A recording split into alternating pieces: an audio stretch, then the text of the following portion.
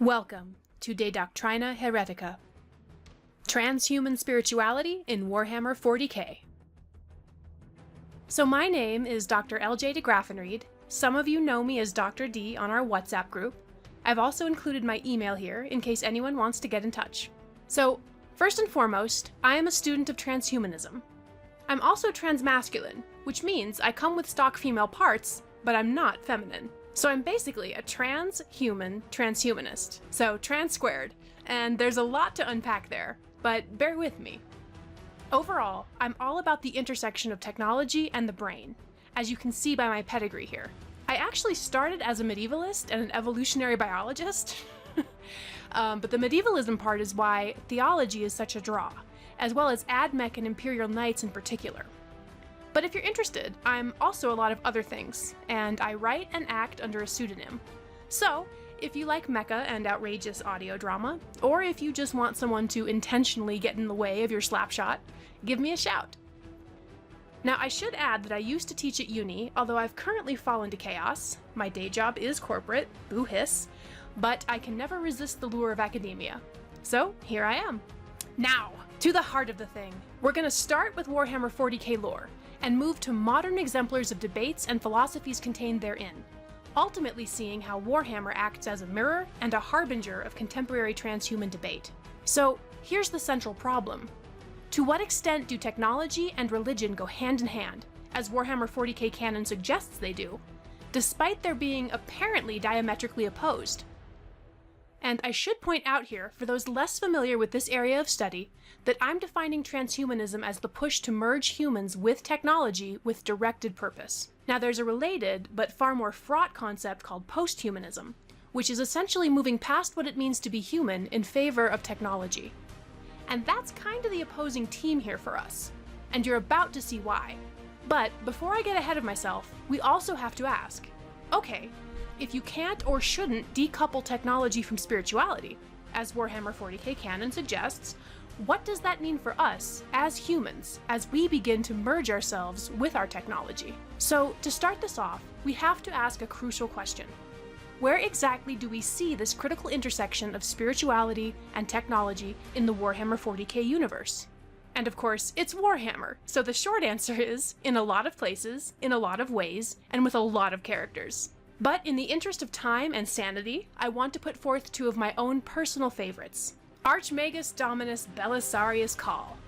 As many of you know, he attempts to fully resurrect his friend and companion, tech priest Friedrich Adam Silip Kvo, 88 times to date, making perfect cerebral clones over 10,000 years while continuously augmenting a tortured psyche he remains convinced will eventually give way to not merely a perfect copy, but the literal restored animus of the original Friedrich, marking a complete transmigration of mind and soul.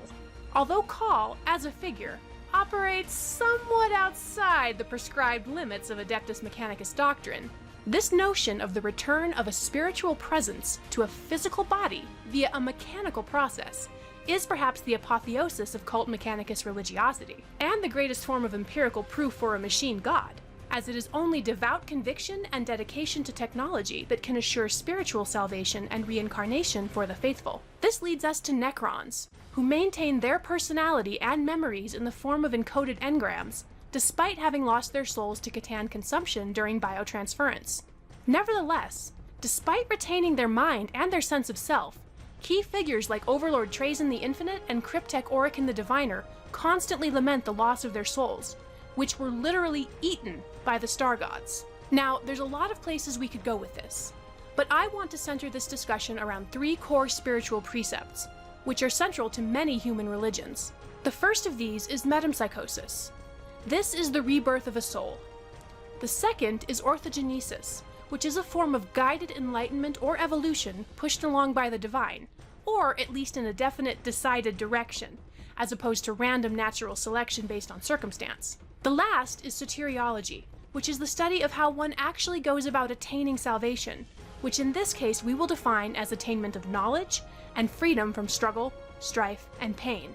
Now, there are a lot of great examples I would love to torture you with, I mean voice act for you, but again, time and sanity are limiting factors, so I'll just have to summarize a few of these.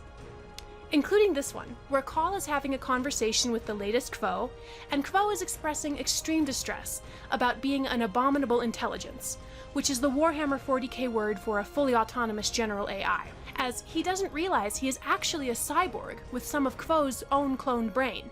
But for Call, this is the distinction regarding what makes Kvothe a reborn human in his eyes, which makes it tantamount to metempsychosis. This one I have time for. Who are you? Said Call.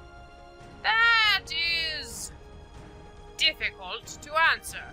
I said what, Belisarius? His human face frowned atop its oily metal body. What is the number of this iteration? That is the correct question. 89. 89! Kvothe 89 shrieked and slapped his forehead. By the Omnisire, not again! Just let me stay dead, Belisarius! He pulled the umbilicus free. The connection was complicated, but Kvothe had had a lot of practice at being born, and tugged it out with a single, dexterous movement. You'll come around, said Call.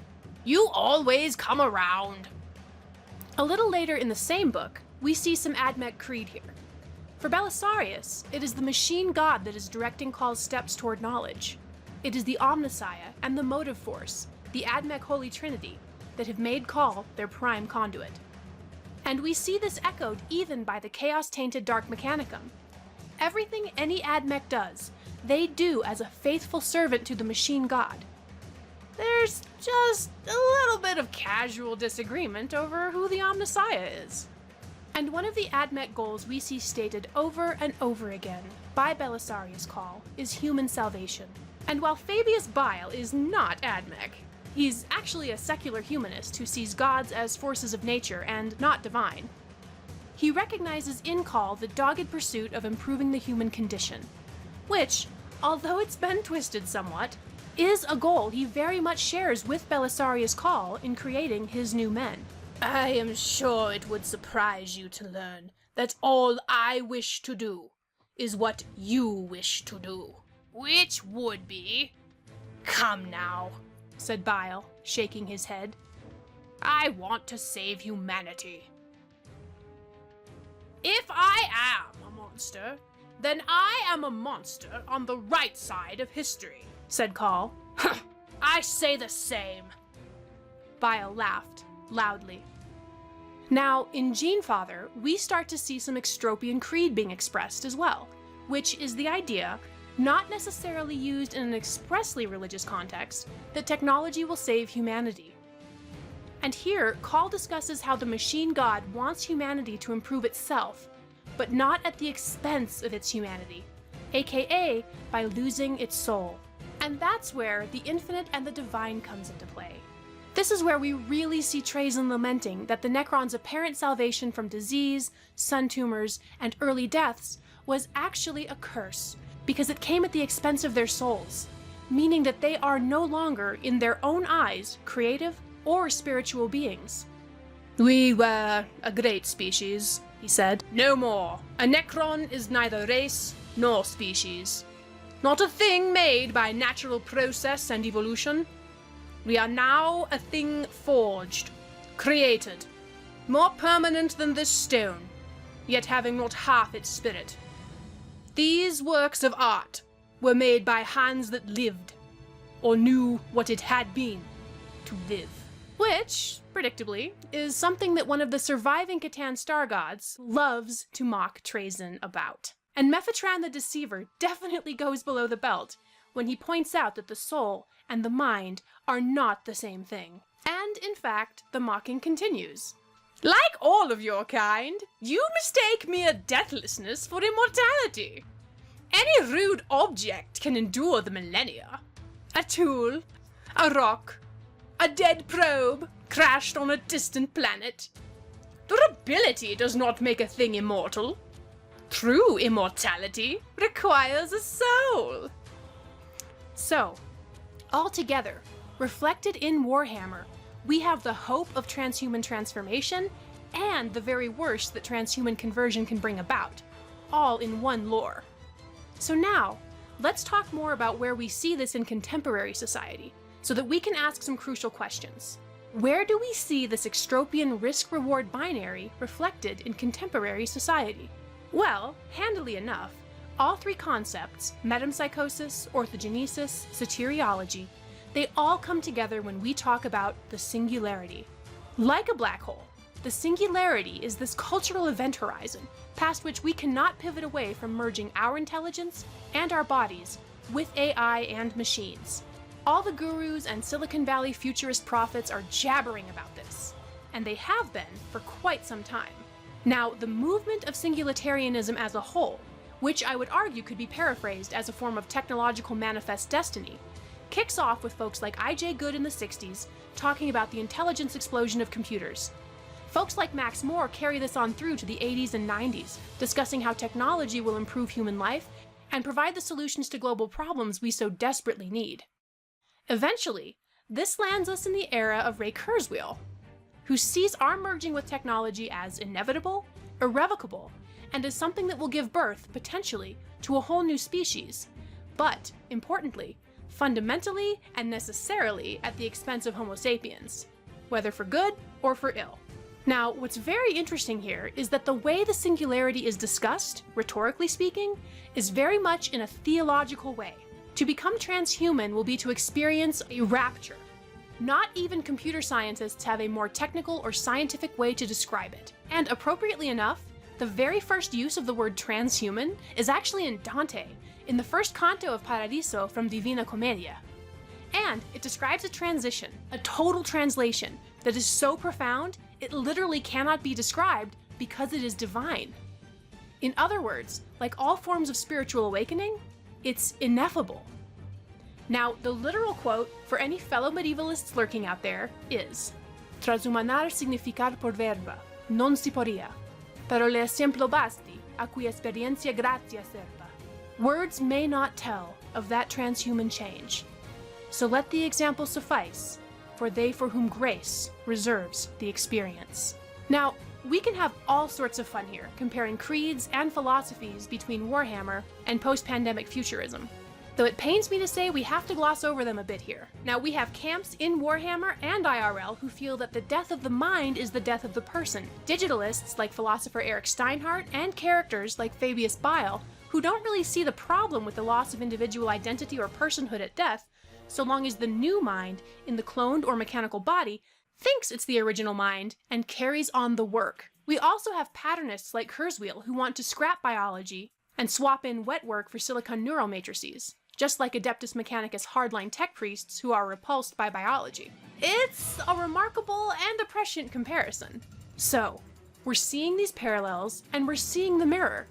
And we're seeing the same kinds of existential debate happening in Warhammer and real life. And seeing the situation of these characters in the 40K universe is leading us to some very important questions about how to guide ourselves toward what is already widely perceived as an inevitability, especially given that brain tech interfaces and adaptive prosthetics are even now being developed. The first question is, who has the right to improve us? The question is important because in order to become transhuman in any sort of a planned, ordered way, we have to map out what we want to change, why we want to change it, and how. The way Max Moore does with his whimsical redrafting of the human constitution. But who gets the final say? Does anyone reserve the right not to do this? Should anyone reserve the right not to do this? In Warhammer, effectively, the answer is no. Not only do we have tech priests, we also have the casually augmented, and we also, sadly, have servitors and archoflagellants and necrons. But then again, we also have princepts who speak with and pilot god machines, and we have astromancers and engine seers and astartes. So, what should our answer be? Also, who has the power here? For Kurzweil, our creativity giving birth to a creativity which can further self-direct itself toward more creativity is the ultimate dunk on nature, but also its apotheosis and perhaps its evolutionary pinnacle. He sees this as something within our power, but most importantly, he sees this act as a merging with our creation, not a subsuming by our technology. So for him, we are the ones behind the wheel. Finally, who has the power to save us in these trying times? Philosophers like Steinhardt point out that transhumanism is basically a religion of self. We will be the ones to save ourselves by defining ourselves. So long as technology is part of us and remains quintessentially us, it cannot destroy us. In other words, if it is us, it won't kill us. Or at least, not all of us. So ultimately, currently, our philosophers, computer scientists, and futurists are putting humans in the driver's seat. The rights, the agency, the power are all ours. For now. Curiously enough, we do have people like controversial former Google engineer Anthony Lewandowski who are creating literal churches like the Way of the Future, which holds that all human power should rightfully be ceded to general AI while we act as, more or less, beloved pets. But that's a story for another day. Our point here is that modern IRL transhumanism has one very delicious central irony. The transhuman movement requires us to hold a highly spiritual faith in our humanity rather than our technology. The notion of a soul, encompassing diverse elements like drive, capability, adaptability, creativity, these are what will steer us safely toward an empowering singularity, as opposed to some sort of post-human Skynet-style apocalypse.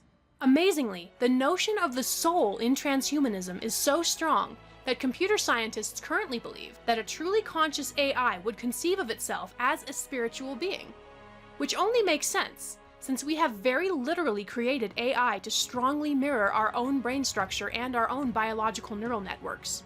Therefore, according to computer scientists, whatever we create to be creative will necessarily be spiritual in nature, which is both exciting and completely terrifying. But we are already conceiving of real machine spirits, even now.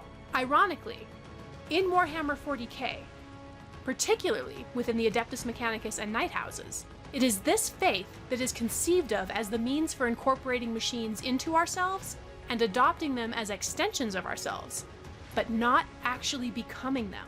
This suggests that, as in Warhammer 40K, it is when AI and technology are externalized, when they are made separate from and recognized as distinct from the human, that they become soulless at best and dangerous at worst. In other words, you either get Necrons or abominable intelligence.